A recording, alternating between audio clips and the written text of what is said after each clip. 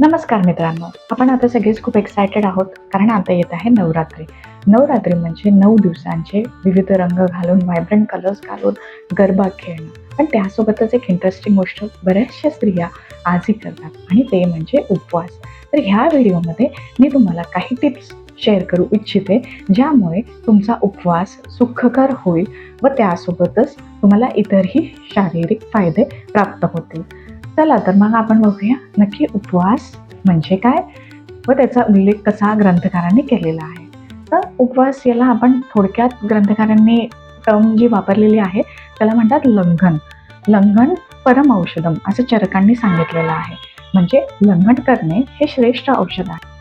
तर उपवास केल्याचे काय काय फायदे होतात ते आपण पाहूया. उपवास केल्याने शरीरातील जे टॉक्सिन्स आहे ते रिमूव्ह व्हायला हेल्प होते. त्यासोबतच शरीराला आराम भेटल्यामुळे शरीरातील मेटाबॉलिझम सुद्धा सुधारते. शरीरामधील गुरुत्व जे आहे ते निघून एक लाघवता प्राप्त होते व आपल्याला स्वतःला माइंडमध्ये खूप फ्रेश फील होतं. हे सगळे उपवासाचे फायदे आहेत. चला तर मग आपण बघूया की नेमका उपवास करावा तरी कसा, त्याच्यामध्ये काय काय आपण खायला पाहिजे व त्याचे नियम काय काय पाळले पाहिजे. चला तर मग आपण बघूया की नेमका उपवास करावा तरी कसा. तर उपवास करताना हलके, सात्विक व सुपाच्य असे आहार घ्यावे. यामध्ये जास्त करून दूध, फळं, राजगिरा, रताळे इत्यादी पदार्थांचे सेवन नित्य करावे.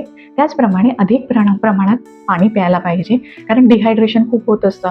आपण ह्या पिरियडमध्ये ॲक्टिव्हिटी सुद्धा करतो, जसं काही जे यूथ आहे, मुली, बायका, महिला हे गरबा देखील खेळायला जातात. त्याच्यामुळे अधिक प्रमाणात पाणी हे शरीरात गेलंच पाहिजे.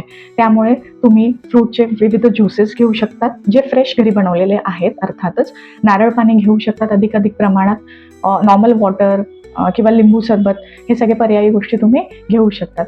त्यामुळे शरीरातलं जे स्वेटिंगमुळे जे तुमचं वॉटर डिहायड्रेशन कंटेंट आहे ते भरून निघेल. त्याचप्रमाणे जे तळलेले पदार्थ असतात, जे मार्केटमध्ये आपल्याला चिप्स किंवा ऑइली गोष्टी भेटतात ते नक्कीच टाळावे, कारण ते उपवासाला मदत न करता अधिक आम निर्मिती करतात. त्याचप्रमाणे भुकेच्या वेळाही देखील पाळायला पाहिजे, की म्हणजे उपवास आहे पण आपल्याला भूक लागली आहे पण आपण खायचंच नाही, तर हे देखील चुकीचं आहे, कारण त्यामुळे विकृत पित्ताची देखील निर्मिती होत असते शरीरात.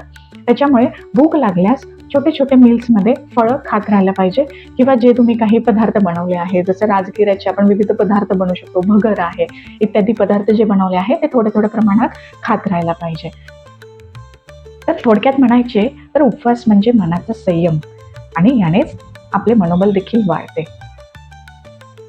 तर असे सोपे नियम पाळून उपवास जर आपण केला तर याचा जास्तीत जास्त फायदा आपल्याला होतो. काही पेशंट्समध्ये तर वेट लॉसही दिसून येतो. सो ज्यांना उपवास करायचे आहे त्यांनी नक्की हे सगळे नियम पाळूनच उपवास करावा. त्यामुळे तुम्हाला जास्तीत जास्त फायदा होईल व तुम्हाला स्वतःला याच्यामध्ये खूप लघुत्व प्राप्त होऊन आनंद देखील प्राप्त होईल, मनोबल होईल. ध्यानधारणेसोबत एक पॉझिटिव्ह बॉडीमध्ये चेंजेस सुद्धा तुम्हाला नक्कीच दिसून येतील. तर जसं आपण ट्रेडिशनल वेमध्ये फास्टिंगचे जे बेनिफिट्स बघितले, म्हणजे अग्नीचे वर्धन होत आहे आणि बॉडीमध्ये लघुत्व प्राप्त होत आहे, त्याचप्रमाणे आपण ॲलोपॅथीनुसार म्हणजे मॉडर्न वेमध्ये सुद्धा बघूया की नेमकं शरीरामध्ये काय मेटाबॉलिझम होत आहे, ज्यामुळे शरीरामध्ये हे चेंजेस होत आहे. तर मित्रांनो, पहिले जेव्हा आपण 6 to 8 अवर्स जेव्हा फास्टिंग करतो, तर जे आपण पूर्वीचं खाल्लेलं अन्न असतं त्यामधून जे ग्लुकोज प्रोड्यूस होतं, त्यामधून जी एनर्जी भेटते ती बॉडी युटिलाइज करते. नेक्स्ट फेजमध्ये म्हणजे 8 to 24 अवर्समध्ये जे बॉडीमधलं स्टोअर्ड ग्लायकोजन आहे ते बॉडी यूज करत असते फॉर एनर्जी. आणि हेच जर आपण प्रोलॉंग फास्टिंगमध्ये जर कंटिन्यू केलं, मीन्स फ्रॉम 24 to 72 अवर्स, तर त्यामध्ये बॉडी ही बॉडीमधलं फॅट बर्न आउट करायला स्टार्ट करते. जेव्हा फॅट बर्न आउट होतं तेव्हा कीटोन रिलीज होतं आणि त्यामधून बॉडीला एनर्जी भेटत असते. जर आपण हे कंटिन्यूस करत राहिलो फॉर 3 to 5 days, त्याच्यानंतर ॲक्च्युअल मसलमधलं प्रोटीन ब्रेकडाऊन व्हायला स्टार्ट होते आणि त्याच्यातून बॉडी एनर्जी प्रोड्यूस करायला स्टार्ट करते. But this phase can be very dangerous, because body जे आहे ते मसलमधलं प्रोटीन्स ब्रेकडाऊन स्टार्ट करते आणि त्यामधून तुम्हाला प्रचंड विकनेस येऊ शकतो.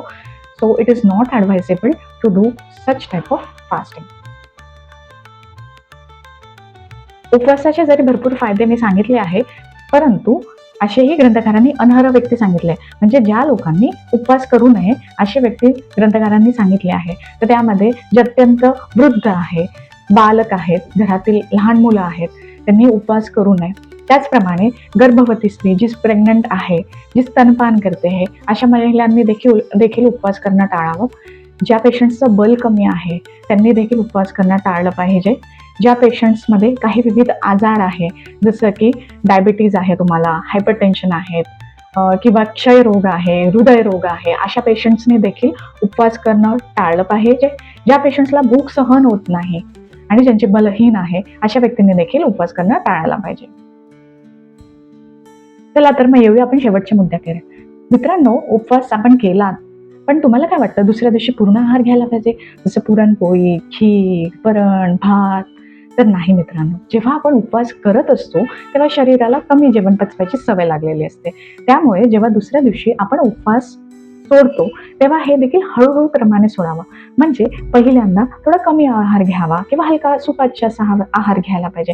म्हणजे जसं मुगाची खिचडी किंवा थोडा वरण भात. मग सेकंड टाइम जेव्हा तुम्ही खाणार तेव्हा पूर्ण मील म्हणजे वरण भात, साधी भाजी, पोळी.